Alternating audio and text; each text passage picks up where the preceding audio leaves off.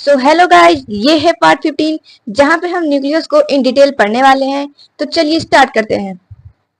Brain of the cell. Nucleus को हम लोग ब्रेन ऑफ द सेल बोलते हैं।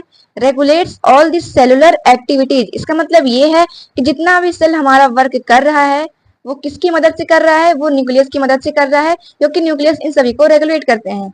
डिस्कवर्ड कौन किया था इसको? रॉबर्ट ब्राउन थे, एक साइंटिस्ट थे जिन्होंने न्यूक्लियस की खोज की थी।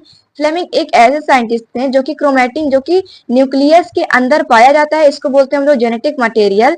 और ये जब आप स्ट्रेन देंगे, यहाँ पे स्ट्रेन रहेगा, जब आप फुशिन डाई नाम का एक स्ट्रेन है इसके ऊपर डालते हैं न्यूक्लियस के ऊपर या सेल के ऊपर, तो फिर तभी आपको क्रोमैटिन दिखेगा, अगर अदरवाइज आपको क्रोमैटिन नेकेड आई से नहीं दिखेगा।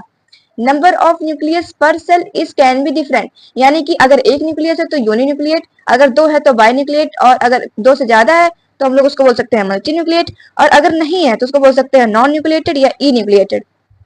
अगर यूनि न्यूक्लिएटेड है तो उसको हम लोग मतलब मोस्ट कॉमन है कि हर एक सेल में लगभग एक ही पाया जाता है। लेकिन अगर बाई न्यूक्लिएट कंडीशन आ गई तो उसके अंदर एग्जांपल आता है हमारा पैरामीशियम और टेप्टम, जो कि पॉलन ग्रेन के अंदर पाया जाता है।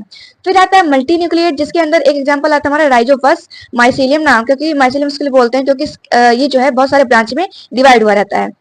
और किसके पास न्यूक्लियस नहीं होता है? तो मैच्योर आरबीसी के पास कोई हमारा न्यूक्लियस नहीं होता है। सीप ट्यूब जैसे कि हमारा हो गया जाइलम फ्लोएम, इनके अंदर भी न्यूक्लियस देखने को नहीं मिलता है। When to study structure of nucleus, हमें न्यूक्लियस की स्टडी कब करनी चाहिए, मतलब किस फेज में? क्योंकि जो फेज इसका होता है हमारा इंटरफेज, फिर आता है हमारा एम फेज, तो किस फेज में हम इसको स्टडी करें? During resting phase of the cell, जब सेल हमारा रेस्ट कर रहा हो, जब मतलब कोई वर्क नहीं है उसका, इसको बोलते हैं हम लोग इंटरफेज, जिसपे हम लोग न्यूक्लियस की स्टडी कर सकते हैं, क्योंकि उस दौरान जो न्यूक्लियस होता है वो डिसअपियर्ड हो जाता है in dividing cells. Nucleus disappeared मतलब कुछ इस प्रकार से इसका स्ट्रक्चर है, थोड़ा इसको ऊपर उठा दे रहे हैं, आप समझ लीजिए आप लोग कि ये इसका स्ट्रक्चर है, न्यूक्लियस ये स्ट्रक्चर है, और ये जो डबल लाइन दिख रहा है कुछ इस तरीके से, तो बाहर वाले को बोलते हैं हम लोग आउटर मेम्ब्रेन, अंदर वाले को बोलते हैं इनर मेम्ब्रेन। और ये जो ब्लू कलर का है लाइट ब्लू, उसको बोलते हैं हम लोग न्यूक्लियोलस। और उसके बाद फिर ये जो फैला हुआ पूरा जेनेटिक मटेरियल पूरा न्यूक्लियोप्लास्ट के अंदर, उसको बोलते हैं हम लोग क्रोमैटिन।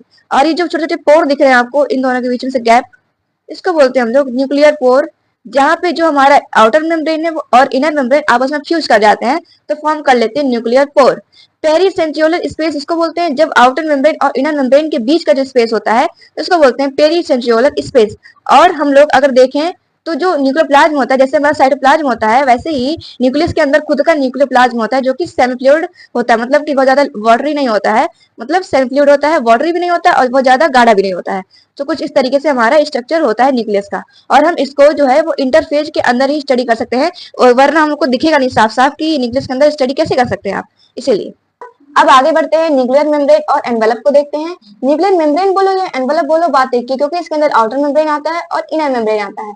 आउटर मेम्ब्रेन जो होता है वो स्मूथ नहीं होता है, रफ होता है, क्योंकि इसके साथ जो होता है आरईआर और राइबोसोम चिपके हुए होते हैं। वहीं अगर इनर मेम्ब्रेन देखा जाए तो वो स्मूथ होता है, इसके साथ कोई भी आरईआर और राइबोसोम एसोसिएटेड नहीं होते हैं, क्योंकि ये दोनों को चिपकने के लिए जो सरफेस है वो सरफेस जो होता है हमारा वो स्मूथ नहीं होना चाहिए, बल्कि थोड़ा थोड़ा ऊबड़ खाबड़ होना चाहिए। तो आउटर मेम्ब्रेन के साथ इसीलिए हमारा आरईआर और राइबोसोम जुड़ा हुआ होता है, लेकिन इनर मेम्ब्रेन के साथ नहीं जुड़ा होता है। फंक्शन इसका ये है कि help in transport of materials like RNA protein between the nucleus and cytoplasm.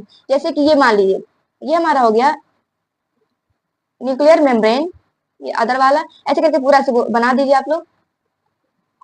मान लीजिए इसके अंदर, यानी कि इसके अंदर हमारा क्रोमेटिन है, किसके अंदर? न्यूक्लियस के अंदर। तो हमारा मान लीजिए कि जेनेटिक मटेरियल है और फॉर्म कर लेता है हमारा आरएनए। अब ये जो आरएनए है इसको बाद में ट्रांसलेशन करना होगा, और ट्रांसलेशन ये इसके अंदर नहीं करेगा, ट्रांसलेशन करने के लिए इसको साइटोप्लाज्म में जाना पड़ेगा।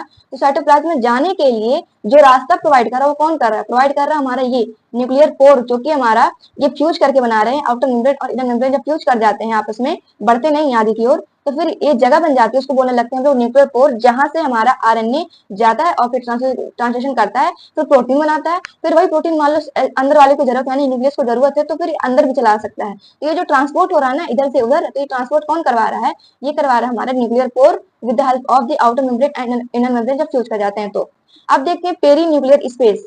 देखो ये space between the outer membrane and inner membrane, ये हमारा आउटर मेम्ब्रेन, ये हमारा इनर मेम्ब्रेन, ये जो स्पेस पूरा है इसको बोलते हैं हम लोग पेरी न्यूक्लियर स्पेस। डायमेंशन इसका है 10 to 50 नैनोमीटर, और ये फंक्शन इनका बस इतना है कि ये बैरियर की तरह काम करते हैं between the nucleoplasm and cytoplasm. Nucleoplasm मतलब कि न्यूक्लियस के साइटोप्लाज्म, और साइटोप्लाज्म मतलब सेल का साइटोप्लाज्म। न्यूक्लियोप्लास्ट ये इनको न्यूक्लियर मैट्रिक्स भी बोल सकते हैं, सेमी फ्लूइड नेचर के होते हैं, कोलाइडल होते हैं और ट्रांसपेरेंट होते हैं। ये कंटेन करते हैं न्यूक्लियोलस और क्रोमैटिन। जैसे कि मान लो ये हमारा है न्यूक्लियोलस, न्यूक्लियस मतलब कि न्यूक्लियस कुछ इस तरीके से मान लीजिए है, और उसके बाद फिर ये हमारे हो गए न्यूक्लियर पोर, न्यूक्लियर पोर, ठीक है, कुछ इस तरीके से है। और ये जो स्ट्रक्चर इसके अंदर पाया जाता है न्यूक्लियस के अंदर, उसको बोलते हैं हम लोग nucleolus.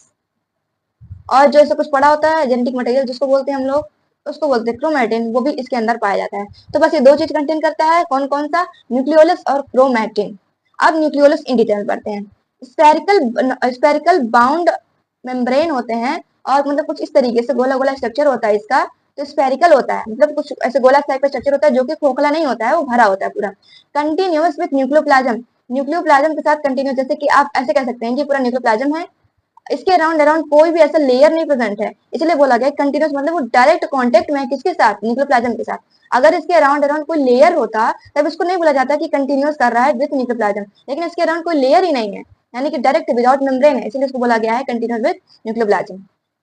Nucleolus special DNA having gene for rRNA, यानी कि जैसे क्रोमैटिन है इसके अंदर कई सारे जीन्स प्रेजेंट होंगे, लेकिन न्यूक्लियोलस जो है एक ऐसा स्ट्रक्चर है स्पेरिकल बाउंड का जो कि सिर्फ एक ही जीन कंटेन करता है फॉर आरआरएनए बनाने के लिए, बस सिंगल बनाएगा और किसी चीज को नहीं बनाता, बस एक ही चीज को बनाएगा।